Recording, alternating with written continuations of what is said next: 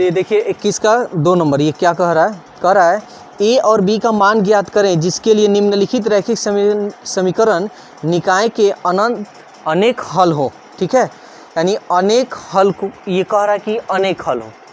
तो सबसे पहले हमको क्या ज्ञात करना होगा, a1 a2 निकालते हैं। चूँकि a1 का मान x के जो गुणांक में होगा वो a1, b1 जो y के गुणांक में होगा -3, c1 जो अचर पद है, a2 ठीक है ना, x के गुणांक में 3, b2 y के गुणांक में b-2, c2 3। क्वेश्चन कह रहा है कि चूंकि अनेक हल हो तो अनेक हल होंगे यदि। अनेक हल कब होता है जी, a1/a2, b1/b2, c1/c2। a1 का मान देखिए तो क्या है, 2a - 1/3, b1/b2 का मान -3/b-2 एंड c1 c2 का मान 5/3। बोलिए कोई दिक्कत है तो?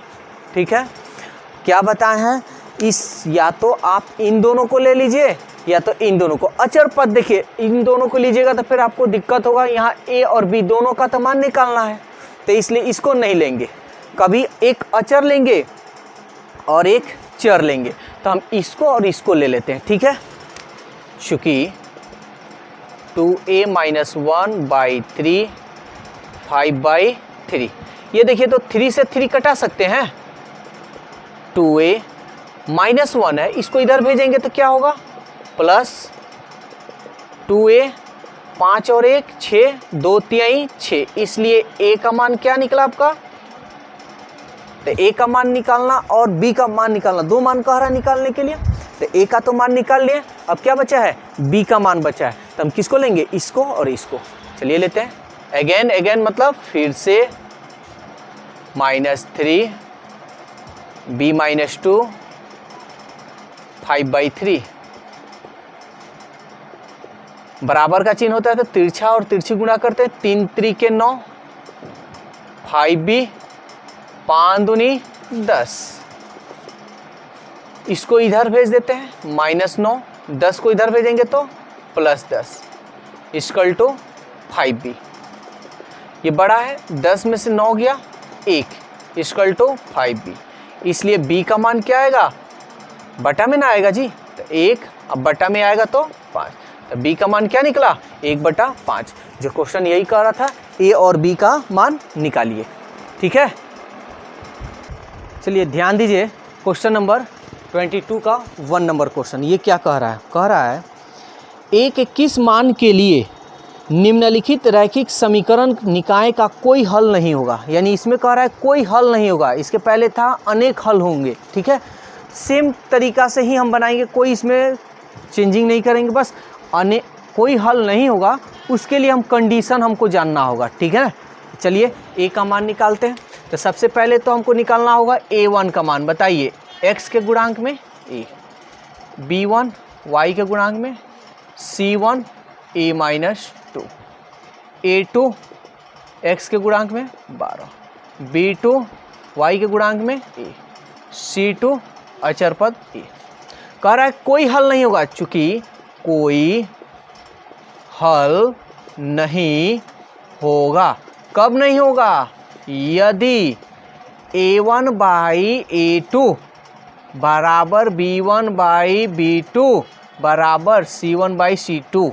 ये तो अनेक हल होंगे ना जी, कोई हल नहीं होगा, इसका मतलब नॉट a1/a2 बराबर b1/b2 नॉट = c1/c2। ठीक है, चलिए मान रखते हैं, हमको a का मान निकालना है। a1 का मान a, a2 का मान 12, b1 का मान 3, a -2/a, इतना तो आ गया। ठीक है, अब इतना आ गया, सवाल में ये कह रहा है कि a का मान निकालिए। ठीक है, तो हम इसके पहले हम बताए हैं कि या तो आप ये लीजिए या तो ये लीजिए। यही ना हम बताए हैं। तो आप चलिए, अगर हम इसको लेते हैं तो सॉल्व तो हो जाएगा, लेकिन आप एक बात बताइए, ए बार यहाँ अगर इतना बराबर नॉट इक्वल टू हो जाएगा ना, तो ये हम एक कंडीशन जानते हैं, ये भी जानते हैं ना, अगर हम इसको लेंगे ये तो आएगा, और जब ये आएगा तो हम इस कौन सा हल ये कहते हैं, अद्वितीय हल। तब तो यहाँ गलत ना हो जाएगा, तो हम इसको नहीं लेंगे। समझ में आ रहा है? हम किसको लेंगे? इसको लेंगे। कोई दिक्कत नहीं ना किसी को? तो चलिए हम इसको लेते हैं, क्योंकि a/12 = 3/a। क्रॉस मल्टीप्लिकेशन जब भी बराबर का चिन्ह हो, तिरछा तिरछी गुना करते हैं, a² 12 36, स्क्वायर हटाएंगे तो क्या होगा, ये स्क्वायर हटेगा तो प्लस माइनस चढ़ेगा, ये √36। a प्लस माइनस 36 का वर्गमूल क्या होता है? स्क्वायर रूट यानी 6। तो a का मान क्या निकला? Plus minus 6। चलिए क्वेश्चन नंबर 23 का फर्स्ट नंबर देखते हैं, ये क्या कह रहा है? कह रहा है कि c के किस मान के लिए निम्नलिखित रैखिक समीकरण निकाय को अपरिमित रूप से अनेक हल होंगे। ऐसा भी क्वेश्चन हम सॉल्व किए हैं। तो चलिए यहाँ c का मान निकालना, तो सबसे पहले हमको तो a1 a2 निकालना होगा, क्योंकि a1 का मान देखिए x के गुणांक में c, b1 का मान y के गुणांक में 3, c1 का मान अचर पद, देखिए एक ध्यान दीजिएगा, यहाँ अचर पद आपका इधर है, इसका इधर भी है ना, इसका भी तो है इधर, इधर नहीं है। अगर मान लीजिए ये इधर हो और ये इधर, सपोज दैट अगर ऐसे दे दे, तो आप क्या कीजिएगा, इसको इधर ला दीजिए, या तो इसको इधर ला दीजिए या तो इसको ला दीजिए, ठीक है ना। c1 का मान ये, यानी अचर पद जिधर एक का हो उधर दूसरे वाले का भी रखेंगे। a2 का मान देखिए तो 12, b2 का मान c एंड c2 का मान -c। सॉरी, यहाँ देखिए क्वेश्चन एक गलत क्या किए हैं, ये है और इसका चिन्ह माइनस है, तो हमको माइनस लिखना होगा, यहाँ प्लस छिपा होता है, ठीक है। हमको क्या करना है, कह रहा है कि अपरिमित रूप से अनेक हल होंगे, तो हम लिखेंगे चूंकि अपरिमित रूप से अनेक हल होंगे, यदि, कब होंगे, तो देखिए a1/a2 बराबर b1/b2 बराबर c1/c2, यही ना जी। रखते हैं a1 का मान देखिए c/12, b1 का 3/c, c1 का -c/3 -c। अब देखिए आप यहाँ किसी दो को ले सकते हैं, ठीक है ना, किसी दो को आप ले सकते हैं, तो जो आपको इच्छा हो, या तो आप इसको ले लीजिए या तो इसको ले लीजिए या तो इसको ले लीजिए, ठीक है। हम इसको ले लेते हैं, क्योंकि हाँ मन में क्वेश्चन आपको ये आ रहा होगा कि क्या पता इसको लेंगे तो आंसर अलग तो नहीं होगा, नहीं, आंसर्स जो भी होगा सेम होगा। तो c/12 3/c, क्रॉस मल्टीप्लिकेशन यानी तिरछा तिरछी, c में c से करेंगे, c² 12 36, स्क्वायर हटाएंगे, जब स्क्वायर हटाएंगे तो क्या होगा, स्क्वायर हटाएंगे तो प्लस माइनस, ये √36।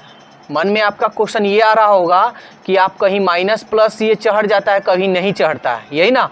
तो देखिए यहाँ अगर c का मान अगर माइनस में आए तो कोई दिक्कत है नहीं है, तो इसलिए यहाँ हम प्लस माइनस चढ़ाएंगे। वही यहाँ लंबाई चौड़ाई होता तो हम चढ़ाते नहीं, क्योंकि लंबाई चौड़ाई कभी प्लस माइनस में नहीं होता है, और यहाँ c का मान माइनस हो या प्लस हो कोई दिक्कत नहीं, ठीक है। तो इसलिए c का मान प्लस माइनस 36 का वर्गमूल क्या होगा जी, 6। तो c का मान क्या निकला, +-6।